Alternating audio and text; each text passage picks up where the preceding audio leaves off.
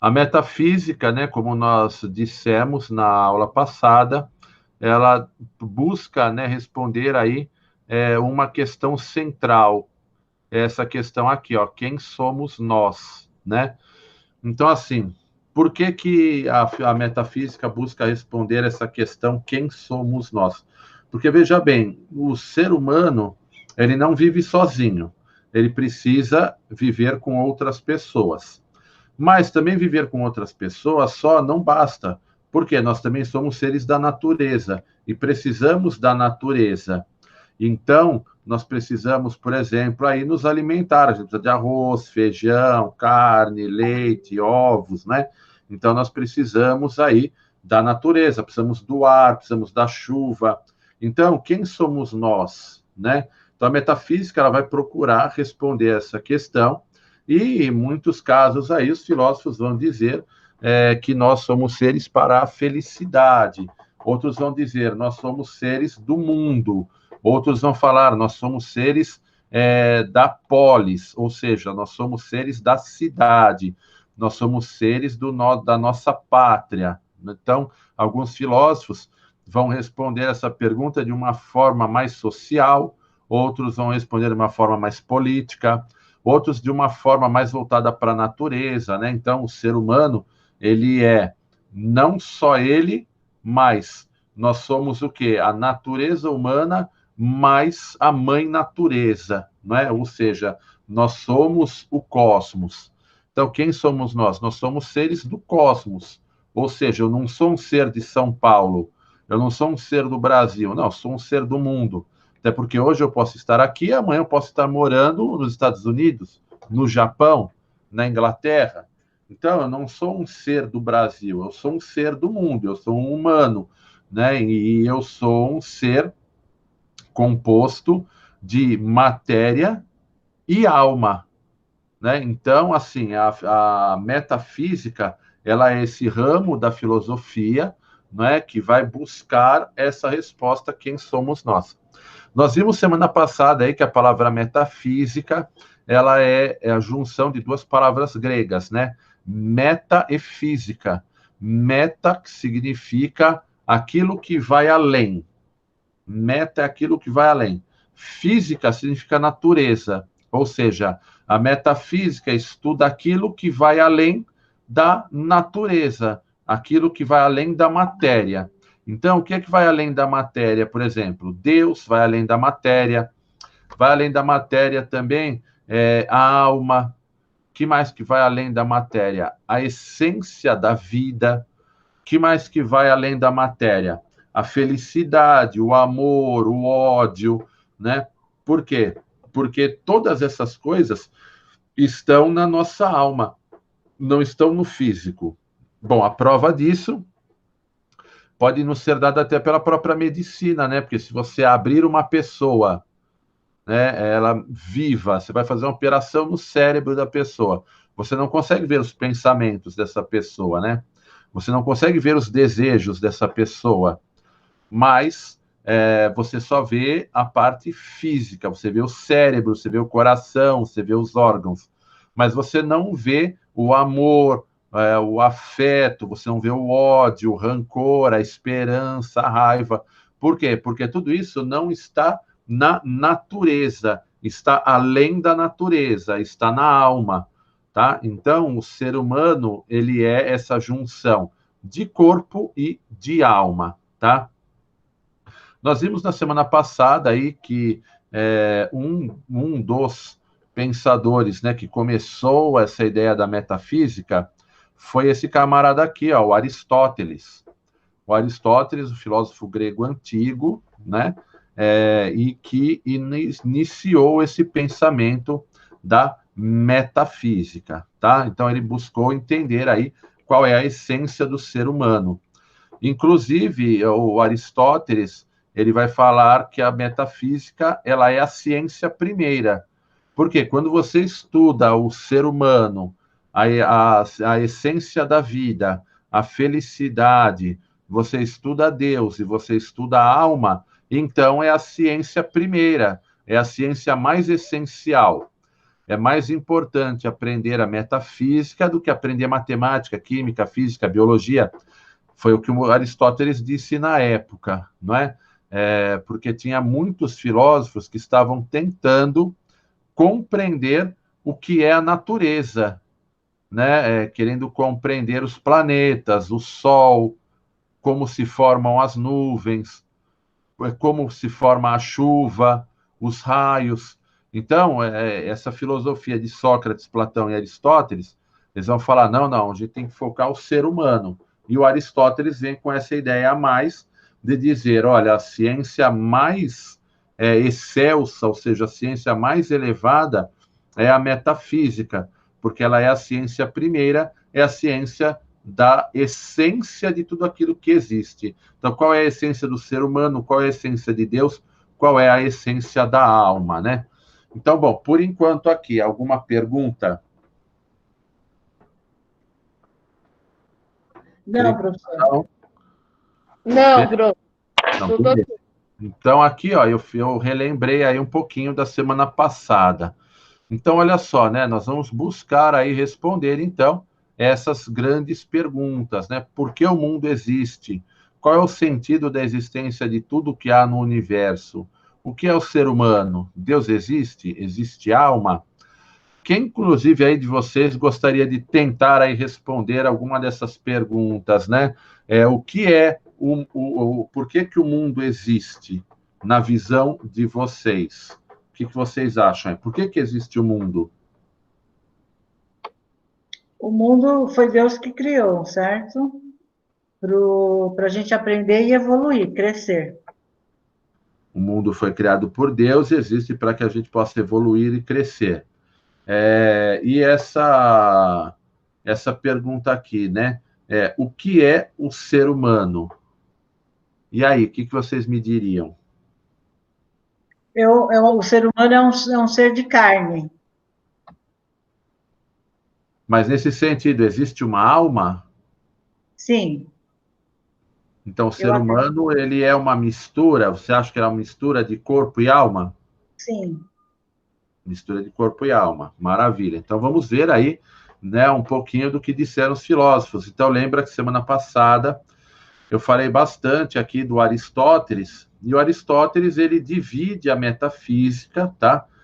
Em mais duas categorias. Então, ele divide a metafísica em ontologia, que a ontologia estuda o quê? Estuda o ser humano, tá? Principalmente, né? Principalmente o ser humano. Mas estuda um pouco também da essência dos animais, das plantas, né? Então, ou seja, estuda os seres que são naturais, principalmente o homem, mas também as plantas e os animais. A Teodiceia, ela estuda Deus e a alma, tá? Teodiceia. Você vê que a palavra teodiceia nos lembra um pouco teologia, né? Porque tem a palavra teos aí. Teos é uma palavra grega que significa Deus. Então, teologia seria o quê? O estudo de Deus, né? Porém, a teologia é o estudo de Deus a partir da revelação. Então, por exemplo, para quem é cristão, o livro da revelação, né, é a Bíblia. Então, na Bíblia é um conjunto de livros, na verdade, não é? E lá você tem toda a revelação. Deus se revela através da Bíblia. Isso é teologia. A teodiceia é estudar Deus através do uso da razão, tá? Simplesmente isso. Beleza? Deu para entender a diferença da ontologia e da teodiceia? Ontologia estuda o ser humano, os animais, as plantas. A teodiceia estuda Deus através da razão. Não vai usar a Bíblia, não vai usar o Corão, não vai usar nenhum livro de revelação, tá? Então, nós falamos aí um pouquinho do Aristóteles, né? Ele vai falar também aí sobre Deus, ele vai falar que Deus, ele é como um primeiro motor, né? Então, o que é um motor? Você pode reparar que um automóvel, ele tem lá o seu motor. Porém, o motor está paradinho lá dentro, né? Está ali dentro aí do carro e o motor está parado. Só que o motor faz com que as engrenagens se movimentem e o carro anda, né? E quanto mais potente é o motor, mais rápido esse carro vai andar. Então, assim, uma coisa que é muito interessante é que o Aristóteles ele vai falar isso, né? Olha, Deus ele é esse primeiro motor, né? Ele é o motor que coloca tudo em movimento, mas ele não é movido por nada. Então a gente compara aí com o automóvel, né? Que o motor está dentro do carro parado, mas ele faz com que as engrenagens movimentem o automóvel, né? Então, para ele, Deus ele é isso. Deus ele é esse primeiro motor. Ele move, mas ele não é movido por nada. E Deus, ele não só criou o mundo e tudo aquilo que existe, não. Deus continua criando. Então, para Aristóteles, não houve assim só o primeiro momento da criação, né? Como seria aí, por exemplo, a teoria do Big Bang ou a teoria bíblica, né? De que Deus criou tudo em 7 dias, foi criando e ordenando. Então, por Aristóteles, o que importa é isso, que Deus ele cria a partir da própria mente, né? Deus ele cria a partir da sua própria mente.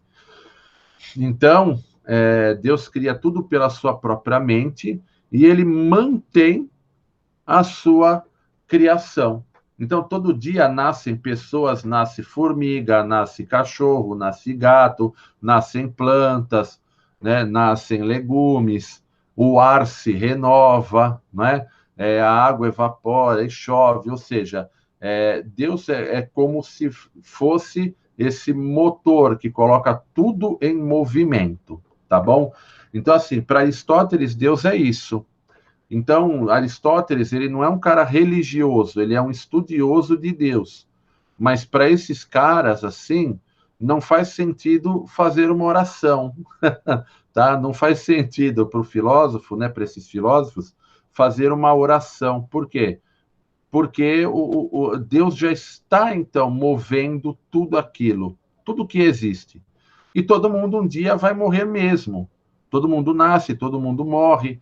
Então, na cabeça do filósofo, essa questão de oração e tudo mais, não adianta. Por quê? Porque Deus já colocou tudo em movimento, né? E é como uma engrenagem mesmo. Se aquela engrenagem quebra, o que acontece? Você joga fora. Então, quando a gente também envelhece fica doente e tudo mais, então você morre. É como essa engrenagem que vai ser descartada. No entanto, ele acredita também na existência da alma, e a nossa alma ela é imortal. O que morre é apenas o corpo material, a alma aí continua viva, tá bom?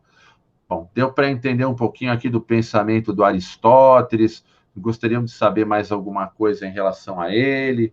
Como que foi aí o Aristóteles? Ele fala que a gente é uma substância, ele fala que Deus é uma substância primeira e material, princípio da perfeição. A gente, então, a gente tem que ser perfeito para chegar até Deus, professor? Nós nunca chegaremos a Deus na visão do filósofo. Por quê? Porque nós, por mais que busquemos a perfeição, e é isso que nos vai trazer felicidade, inclusive, para Aristóteles, né?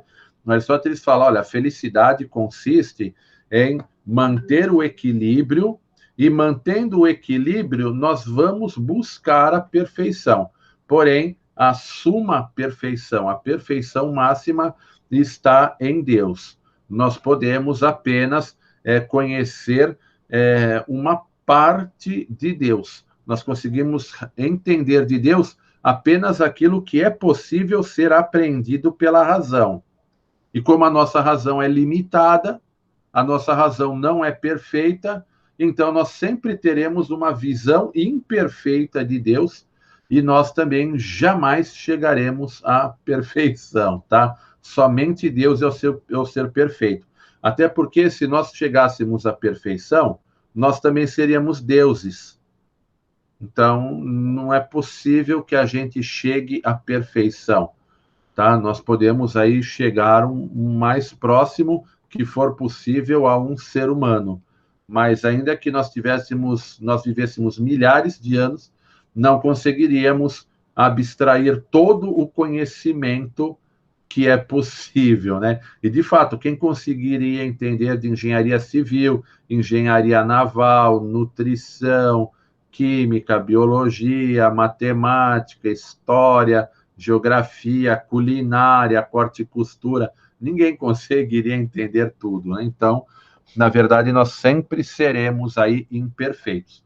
No entanto, o que torna a criação de Deus perfeita é justamente o quê? A harmonia de todo o universo. Então, eu não sei fazer roupas, mas alguém sabe fazer roupa para mim. Eu sei plantar, mas o outro não sabe plantar. Então, se eu sei plantar, o outro sabe fazer roupa, então eu posso ter uma troca aí, você tem uma harmonia.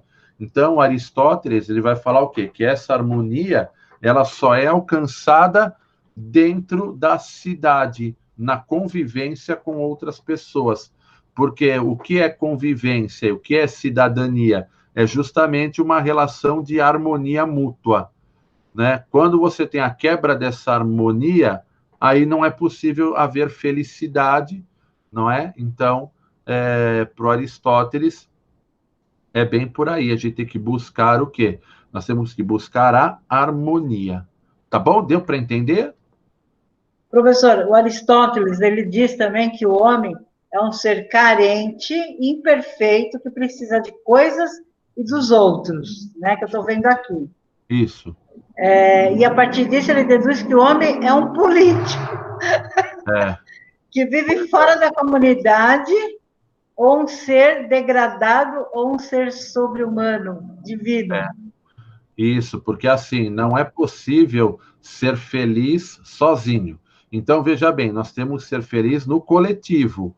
Para que a gente seja feliz no coletivo, é necessário política e ética, né? Tudo que a gente, infelizmente, não vê aqui no Brasil, né? A gente não vê política e nem ética. E justamente o Aristóteles, ele aponta isso, que para você ser feliz, você precisa conviver, mas para conviver é necessário política. Por que política? Qual a função da política? É justamente criar regras de convivência, regras para a subsistência, né? É buscar a solução dos problemas sociais. Então, a política é fundamental para Aristóteles, tanto é que ele fala que o homem ele é um ser político, né? A essência do homem é a política para Aristóteles, porque nós temos a necessidade de nos organizar, né? Você não consegue viver no ambiente, por exemplo, você está aí na sua casa, você fica aí 2 semanas sem limpar a casa, fica tudo em pandarecos, né? Fica uma coisa jogada aqui, outra ali, a sujeira, pó, as pessoas começam a espirrar, começam. Então, assim, você naturalmente vai buscar harmonia. Então, você vai ver, puxa, mas está tudo bagunçado, está sujo. Pô, vamos arrumar aqui. Ah, sim, é verdade, vamos arrumar, né? Então, o natural do ser humano para o Aristóteles é buscar esse equilíbrio, tá? O problema que a gente tem aqui no Brasil, na verdade, né, em outros países também, mas vamos tomar como referência aqui o Brasil, é que assim, o problema da nossa política é que vocês podem reparar, ó, quem são os nossos políticos? Você vê aí, por exemplo, o prefeito, o Bruno Covas. O Bruno Covas é neto do Mário Covas. Então, assim, o Mário Covas estava na política, os pais estiveram na política, o filho está na política. Se ele tivesse um filho, provavelmente estaria na política. Presidente lá da Câmara, né, dos deputados federais, Rodrigo Maia, filho de um outro Maia que também foi da política. Aí você vê lá o pessoal dos Magalhães, né? Antônio Carlos Magalhães, que é falecido, ficaram os filhos. Romeu Tuma tem aí também toda a geração dele, né? Os filhos e os netos. Então você vê que, na verdade, a política no Brasil ela é um clã. Ela é, bom, eu chamei de clã. Na verdade, o que eu quero dizer é que a política no Brasil é uma máfia. Por quê? Porque ninguém entra de fora. Você pode reparar, quem que é de fora? Não tem. São tudo filhos de políticos, né? Que entram lá. Você tem aí uns 20% só que não são filhos de políticos, tá? Então você tem uma máfia. Então não há política assim.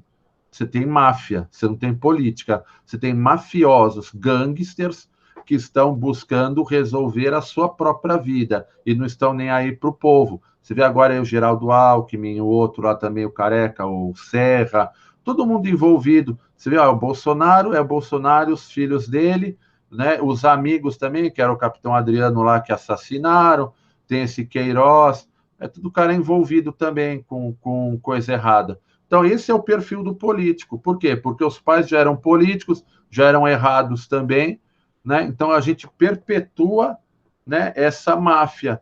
A gente perpetua essa máfia. Você não tem em quem votar, você vai votar em quem? Né? Lógico, a gente tem que buscar aqueles que sejam menos piores, mas não dá para dizer hoje que exista uma pessoa boa para a política, não tem. Porque quem entra lá, qual é o perfil de quem busca a política? Infelizmente, o cara entra para a política porque é vagabundo, o cara não quer trabalhar.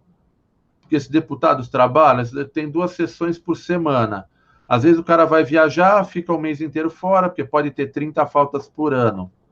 Então, o cara não trabalha, é um vagabundo. Infelizmente, essa é a política do nosso país. É uma política inexistente, porque você não tem políticos, você tem mafiosos lá. Então, nas eleições, a gente teria que tirar todos esses caras. Votando em quem? Votando em alguém que nunca foi político, que não vem de família política. Eu mesmo venho sempre fazendo isso, só não dá para fazer isso para presidente da República.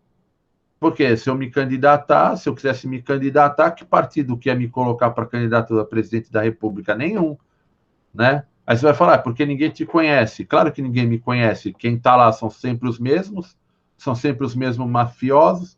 Bolsonaro tem mais de 30 anos que ele atua na política.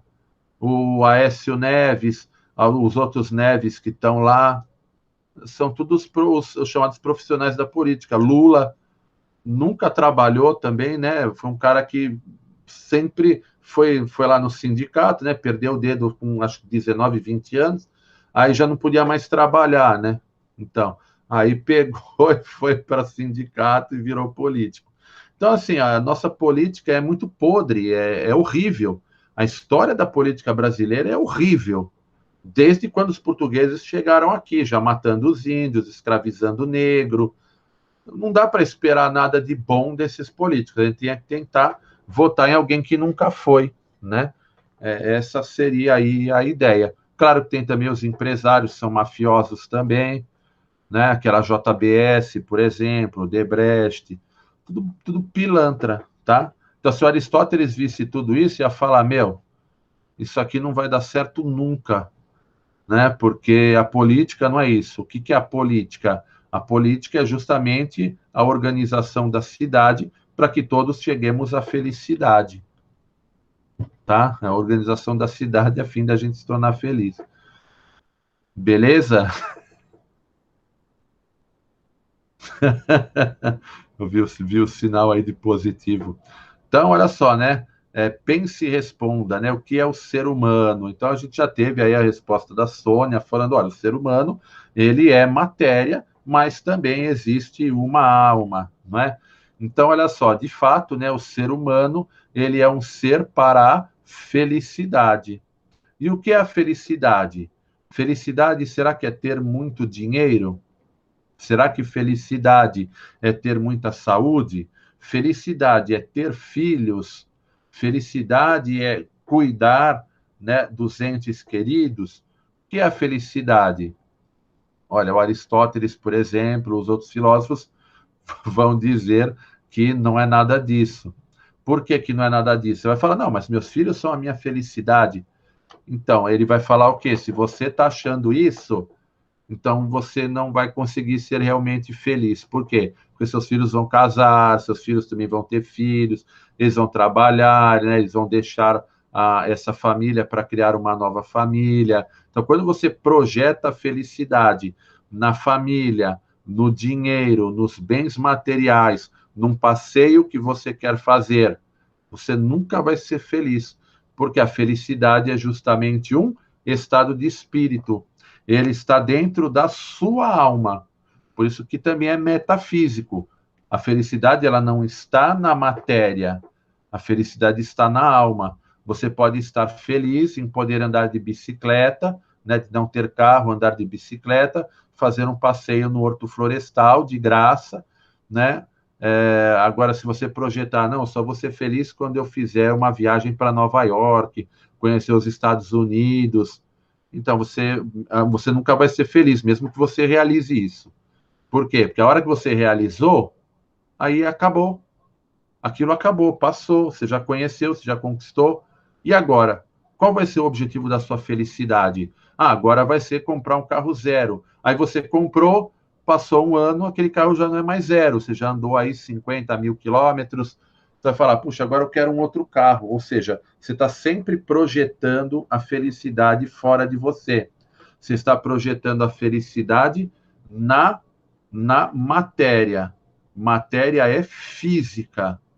Onde você encontra a felicidade? Na metafísica, ou seja, nunca na matéria, mas sim dentro de você.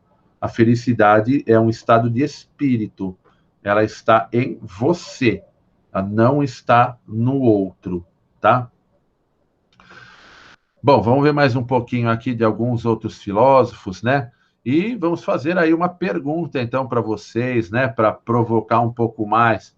Dê uma olhada aqui nessas imagens, né? Olha o pessoal jogando futebol, olha aí o pessoal tomando a cervejinha, olha aqui quanta comida, né? Olha que buffet bacana aqui, ó, o nhoque, né? Ó, olha que gostoso, né? E aqui o motel. Então, olha só, nós temos aqui, né, 4 situações.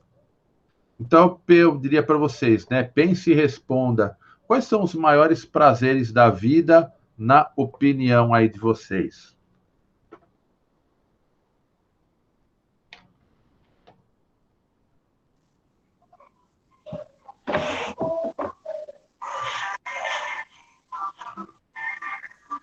E aí?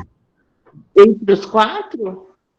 Não, não, entre os 4 não. Eu citei aqui, ó, são os principais prazeres, né?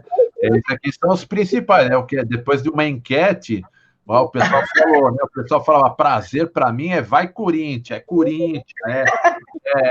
São Paulo, é Palmeiras, né? A maioria é corintiano. Então, não, o que mais me dá prazer é ver o Coringão jogando, mesmo que perde, é o Coringão. Outros falam, não tem nada melhor que tomar uma cervejinha gelada, junto com os amigos, jogando conversa fora depois de um dia de trabalho, né? A sexta-feira, igual a Sônia falou aí, né? Tomar cervejinha, dar uma relaxada, um vinho. Outros vão falar, olha, o que eu gosto mesmo é de ir a um ótimo restaurante. Olha quantos sabores aqui, né? Nossa, deliciar sabores, me esbaldar. Outros falam, para mim é estar com alguém, né? Curtir aí uns momentos de prazer e tudo mais, né? Estar junto só com uma pessoa ali e tudo. Então, esses são aqui os mais votados, né? Mas e para vocês, né? O que seria aí, o que seria o seu maior prazer aí? Professor, eu gosto de comer, eu gosto de tomar uma cerveja, eu gosto de passear, eu gosto de sair, enfim, fazer um esporte. Tudo, né? O primeiro é comer. Primeiro, olha aí, ó. Maravilha, né? E a Ana? Eu também, eu gosto de tudo um pouco, né? Muito bom, né? Certo, é isso aí, né? Então vamos lá, né? Vamos ver aqui, ó. Teve alguns filósofos aí que, como o Epicuro, né? Olha só que nome difícil, hein? Ó. O epicurismo é uma corrente de pensamento filosófico fundada por esse camarada aqui, ó. É o Epicuro, tá? O Epicuro, o que que ele vai dizer? Ele vai justamente falar que que a felicidade consiste na satisfação dos prazeres. Mas espera aí, hein? Não é qualquer prazer, não é esse prazer de, eu vou comer tudo até passar mal, eu vou tomar todas até cair. Não, ele vai falar justamente o que? Olha, os prazeres da vida, eles precisam ser equilibrados. E os maiores prazeres são aqueles prazeres da alma e não do corpo. Então, por exemplo, você cultivar ótimas amizades, né? Você ter com quem partilhar sentimentos, você ter com quem partilhar alegrias, tristezas, esperanças, né? Quem você pode desabafar. Então, essa é a verdadeira felicidade, né? E isso é o prazer. Então, o Epicuro até falava o seguinte, olha, dentro daquilo que eu falei para vocês, né? Não adianta buscar fama, dinheiro, status sociais, porque você vai ficar perturbado, você vai falar, nossa, mas tem alguém mais famoso do que eu não posso permitir isso, eu tenho que ser melhor. Então, você fica sempre inquieto, e isso não vai te trazer felicidade. Isso te traz uma falsa sensação de felicidade. A felicidade não está na matéria, a felicidade está nos prazeres da alma, né? Em fazer o bem, em ajudar os outros. Então, esse é o prazer para o Epicuro, tá? Então, por isso está escrito aqui, né? Ó, o Epicuro falava o quê? Que nós devemos satisfazer os prazeres mais simples da vida. E uma coisa também que não pode deixar com que você perca a sua paz é ter medo da morte, né? Porque naquela época, na época do Epicuro, a gente está falando aqui de antes de Cristo, tá? Então, a gente tinha ali o Império Romano e o Império de Alexandre, né, que era o Império Grego, em lutas, assim, terríveis, né, muito sangrentas. Então, nessa época, as guerras, você já deve ter visto aí um filme, né, antigo, um filme sobre a Grécia Antiga, talvez Troia 300, você vê que os caras lutavam com espadas, com lança, com arco e flecha. Então, o pessoal apontava o arco e flecha para cima, né? Soltava a flecha, e às vezes a flecha ia parar no olho do cara, atravessava aqui, aí já vinha outro e cortava a cabeça do cara, né? Com a espada. Então, assim, eram guerras muito sangrentas, e isso trazia muita insatisfação, muita incerteza, né? Esposas perdiam aí os seus maridos, então era muito ruim. Então, o Epicuro vai falar, olha, nós temos que buscar o prazer, mas se você buscar fama, dinheiro, status social, você vai ser esses políticos aí que fazem guerra, que roubam, né? Porque o cara, ele tem que aparecer. Então, não adianta. Então, isso não é o verdadeiro prazer, tá bom? Gostaram aí do Epicuro? Ó, professor, eu gostei muito. Ó, ele fala que, ó, o modo como nós vivemos é o mais importante do que se vivêssemos para sempre. E viver cada dia como se fosse o último, cultivando seu jardim, estudando filosofia e buscando a convivência com seus poucos amigos do mesmo temperamento. Eu achei o máximo isso. Sim. É bacana mesmo. Quando ele fala aqui do estudo da filosofia, a filosofia naquela época era bem diferente de hoje. O que eles estariam filosofando, né? Eles estariam justamente filosofando, olha, o que é o bem, o que é o mal, o que fazer para sermos felizes, né? Então, todo esse raciocínio, provavelmente aí o Epicuro também não teve sozinho, porque todos esses caras, eles tinham discípulos. Por isso que é chamado de epicurismo. Porque ele não pensou essas coisas sozinho, ele justamente pensou isso junto com os seus poucos amigos, tá? Então, não foi só Jesus que teve discípulo, esses caras tinham discípulos, era muito comum na época, porque não existia escola como é hoje. Você tinha um mestre e os seus discípulos. Então, e você tinha diversos tipos de mestres, na verdade. Você tinha aqueles mestres que ensinavam a ler e escrever, você tinha os mestres que iam ensinar, por exemplo, a caçar, e ensinar artes de guerra. Então, você tinha vários tipos, né, de saberes, tá bom? Tá. E olha só, nós temos aí também um outro camarada muito interessante, que é o Zenão, tá? O Zenão, ele fundou uma corrente também aí de pensamento chamada de estoicismo. Então, veja bem, a outra era epicurismo. Essa é o estoicismo. O estoicismo, ele vai falar assim, ó, ele vai falar, olha, na verdade, se você buscar prazeres, aí é que você não vai ter felicidade nunca, tá? Nós não devemos nos apegar a nada e nem a ninguém. Não podemos nos apegar. Você vai falar, nossa, mas eu estou apegado com a minha mãe, se eu estou apegado com os meus filhos, nossa, se meu filho morrer, eu morro junto.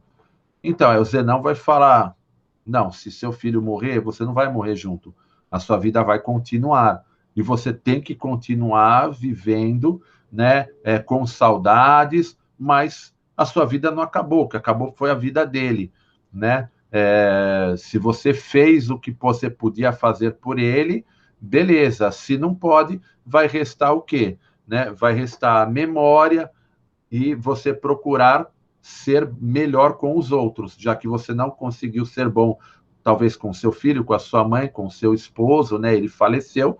Agora você, percebendo que você poderia ter feito algo mais, faça esse outro algo mais para outra pessoa. Mas se você falar que a felicidade está em alguém, está em alguma coisa, pode esquecer. Então ele fala que justamente nós não devemos buscar nenhum prazer em si que não seja o prazer de buscar a sabedoria. Então, claro que, você passar a vida inteira, né, buscando a sabedoria só é complicado, né? Então, por isso que Zenão, ele foi aí bastante questionado na época, né, e aí muitos filósofos atuais veem o seguinte, ó, interessante um equilíbrio entre o estoicismo e o epicurismo, né? Pode-se haver aí um certo equilíbrio, né? Buscar essa sabedoria, buscar viver dentro da ética, mas também dá para ter alguns prazeres, né? Dá para você fazer uma viagem, tomar cervejinha, né? Então, muitos falam aí que o Zenão ele foi um tanto quanto exagerado em suas considerações, tá bom? Bom, vou passar aqui alguns camaradas aqui rapidinho, né? Como, por exemplo, esse camarada aqui, ó, o Pirro. O nome dele é Pirro mesmo, tá? O Pirro, ele viveu numa cidade chamada Élida. Na verdade, ele nasceu em Élida e fez aí as suas viagens também, né? Pelo mundo afora. E ele vai dizer o seguinte, olha, não dá para ter certeza de nada. Não dá para ter certeza se existe mesmo uma alma. Não dá para ter certeza se existe Deus. Não dá para ter certeza de dizer felicidade é isso e felicidade é aquilo, felicidade é isso, porque cada um vai ter uma visão de felicidade. Então, o que você deve fazer para ser feliz? Você não deve julgar ninguém. Você não deve julgar. Ué, aquele é o pensamento do cara, puxa, tá ótimo, eu penso diferente, tá bom também, tá beleza, né? Então, o Pirro, ele pertence a essa corrente que é chamada de ceticismo, né? O cético é aquele que não acredita em muitas coisas, né? Não acredita em quase nada, ele não acredita que é possível chegar a uma verdade, tá? Uma verdade absoluta. Quando a gente pega aí também algum texto bíblico, né? A gente vê lá, por exemplo, o Pilatos. O Pilatos é uma figura interessante na Bíblia, porque quando os sumos sacerdotes prenderam Jesus, eles já prenderam e já bateram, né? E aí depois levaram para o Pilatos e falaram, ó, esse camarada aqui, ele comete vários crimes, ele é contra César, né? Ele é um agitador do povo. E assim, você falar para o Pilatos, se o cara é agitador do povo, o Pilatos já ia mandar matar mesmo. Mas o Pilatos ele é interessante, porque ele é um cético, ele não acredita em muitas coisas, né? E aqueles caras que eram religiosos, o Pilatos, ele não gostava de religião. Tanto é que ele perseguia quem era religioso. Só que ele tinha um acordo ali com os judeus, né? Falou, ó, vocês tudo bem, vocês a gente não vai mexer e beleza. Mas também não quero não quero outro tipo de religião aqui. Então, o que acontece? Quando eles falam, né, pô, mas o Jesus aí tal, ele é um agitador do povo e tudo mais. E aí o Pilatos vai conversar com Jesus, que ele olhou assim e falou, pô, mas olha como esse cara tá, ele foi pego tão facilmente, ele estava aí na rua, né, todo mundo falava com ele, todo mundo falava de mim, falavam sobre ele para mim, e agora vocês me trouxeram esse cara aqui, falando que ele é um agitador. Será que ele é um agitador mesmo? Vou lá trocar ideia com Jesus, né? Aí Pilatos foi lá falar com ele, e aí, né? Quem é você e tudo mais, né? De onde você veio? Eu vim de um lugar né, muito diferente lá. Mas então você é rei mesmo? Olha, eu sou rei, mas o meu reino não é desse mundo. E aí, uma hora, né, Jesus fala, né, bom, o meu reino não é desse mundo, e eu vim aqui para dar testemunho da verdade. E aí o Pilatos pergunta para ele, o que é a verdade? Então, aí não tem resposta. Jesus não respondeu. Por quê? Como você vai falar de verdade para um cara que era cético? Da mesma forma que ele não acreditava ali nos judeus que estavam entregando Jesus, né, para ser preso e morto, ele também não ia acreditar naquilo que Jesus falasse, né? Para ele não existe uma verdade absoluta. A verdade, a realidade dele, o que que era? Eram as guerras que aconteciam e que surgiam mesmo muitos agitadores e tal, e todo agitador ele mandava matar mesmo, né? Então, no caso aí de Jesus, ele realmente não conseguiu identificar nele essa questão do agitador e tal. É um cara que mexia com a espiritualidade das pessoas, né? Ele falou, meu, esse cara não é uma ameaça para o governo, mas era uma ameaça para os judeus, né? Porque ele falava de acordo com a verdade, né? Entre aspas aí, falava com essa verdade mais religiosa. Beleza? Beleza. Aí Pilatos lavou as mãos, né, professor? Lavou as mãos, porque na verdade ele mesmo não queria. Ele falou. E o Pilatos, então, isso que é muito interessante na história também, que para o Pilatos, olha, você falou, ó, esse cara é um agitador, pode crucificar, não tinha nem conversa. Não tinha conversa. E com Jesus, não. Com Jesus ele falou, meu, mas eu ouço falar dele, né? Ninguém fala que ele fez uma agitação, que ele criou um motim. Ele não criou nenhum motim, ele não estava criando problemas para Roma, ele criava problemas para os sacerdotes judeus, porque aí o pessoal já não ia mais na sinagoga, o pessoal ia ver Jesus. Vê, imagina, o pessoal foi lá no Sermão da Montanha, uma galera de gente lá, né? E aí esvaziou os templos, né, dos judeus. E aí envolveu o quê? Grana. Os caras começaram a ficar sem grana, falaram, meu, a única solução é matar esse cara, porque ele realmente ele prega, né? Ele prega alguma coisa bacana, o povo gosta dele, faz cura, prega, fala, né? Ele fala com propriedade, ele fala com muita certeza. Então, não tem como a gente manter esse cara aqui, tem que matar ele, né? Então, foi isso que aconteceu. E aqui também temos aqui o personagem, né, para a gente encerrar a aula de hoje, que é o Diógenes. O Diógenes, ele é um cara muito interessante. Você vê aqui, ó, dá uma olhadinha aqui na imagem, né? Não sei se deu para perceber, mas isso aqui, ó, que ele tá, onde ele está acendendo aqui a lamparina, é um barril. Então, olha só, né? Você lembrou do Chaves agora, né? O Chaves não morava num barril? Pois é, o Diógenes morava num barril. E ele estava sempre rodeado por cachorros. Por isso que é chamado cínico, porque cínico vem do grego kínikos, e que significa cachorro. Né? Então, cínico, a palavra cínico seria, né, aquele que vive como um cachorro, mais ou menos. Tá? E por que viver como um cachorro? Porque, olha só, né, você deve viver, segundo Diógenes, desapegado às riquezas do mundo, desapegado ao tempo, assim como o cachorro. O cachorro ele não tem noção do tempo. O cachorro, o que você der para ele comer, ele come. O cachorro, ele se diverte com pouco, né? O que o cachorro quer? Ele quer o carinho, ele quer o amor, ele dá o amor também, né? Ele come quando tem fome. Então, para ele falou, olha, a gente vai viver bem como nós vivermos, ó, como esses pequeninos aqui, né? Quando nós vivermos aí como cachorros. Se a gente se preocupar, a gente não vai viver, né? Então, tenho fome, eu vou comer, eu tenho sede, eu vou beber, eu preciso fazer algum trabalho, que ótimo, faça aquele trabalho, seja útil para alguém.